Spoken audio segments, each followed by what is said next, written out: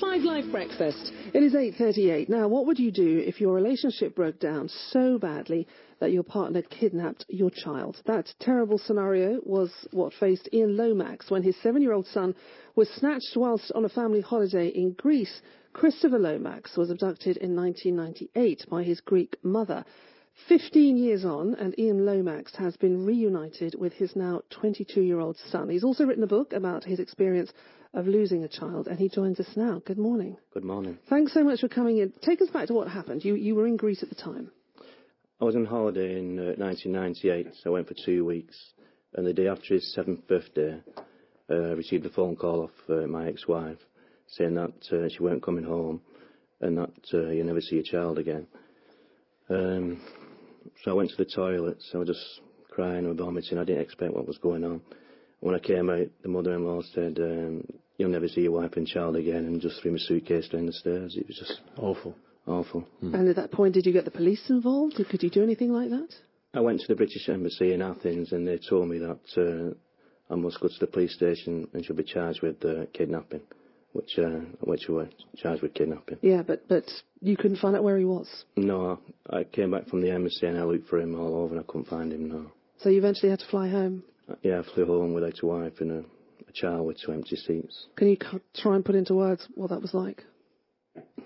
Well, I have a lot of memories walking to the house. I call it the path of tears. And when I first met her in Greece, we walked up that hill, had the good times. And a few months after, the family said I weren't going to see her again, so I went back 3 months after, and I smuggled her out to Greece. And that's when my life started. It was a journey of love, deceit and abduction. And you couldn't actually go into your son's room, could you, for 3 years? It was too painful. No. When I first came home, I stayed at my mother's for 6 weeks. I couldn't go back home. I couldn't face the memories in the house. And one morning I woke up and the suitcase was in the kitchen and she said, you must go home. So when I went home, I went at 5 o'clock.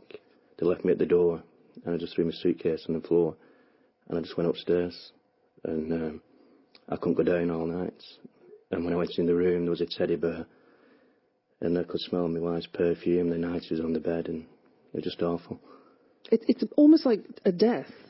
Well, without there being a death, isn't it? It's a very cruel form of grieving.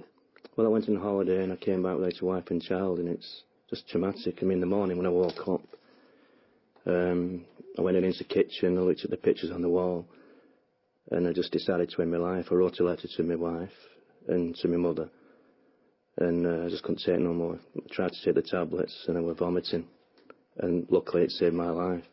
And then from that day, I dedicated the book to my mum, and she's been the rock, and she helped me through it. I fought in the Greek courts for 3 years, won and lost. And you're reunited now. Why did your relationship break down in the first place? It's very difficult. When she went, I was with her for 8 years, and in 1994 I wrote a love story in the Bolton Evening News. I won a competition, and to Paris, and my mother-in-law came to England, and she got attached to the child, and that was the start of the planning of the abduction. They wanted to raise my child. My stepfather was younger than me, he never had any children, so they influenced my wife to go to Greece on holiday with me.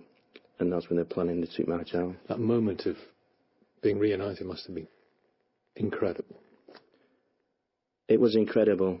I mean, I won access after 3 or 4 years. And I went seeing him from 7 till he was 16. And he couldn't take no more, the goodbyes. And I decided to let him go then, because it was heartbreaking for him saying leaving him on there. Because I used to take him to Eggenor.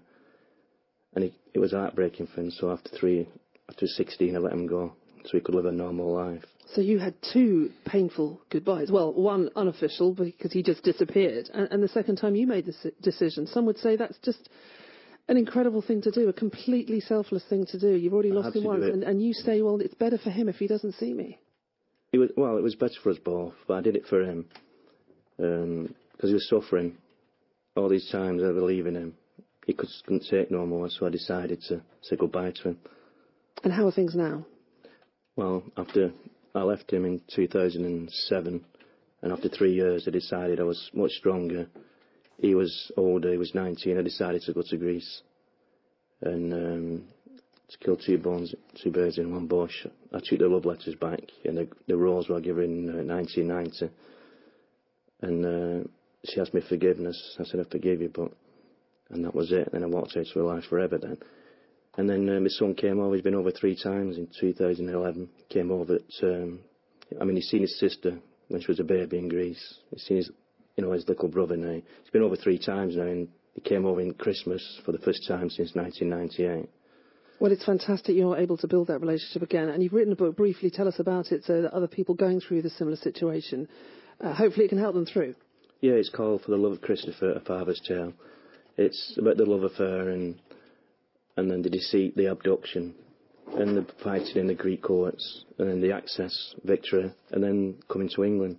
So it's a legacy for my son, and also to help other people, mother or father, because it's the child what's the most important, that there's hope at the end of the tunnel. Thanks so much. Thanks so much for coming in and sharing your story with us this morning. Ian Lomax, who, as you heard, lost his son Christopher Lomax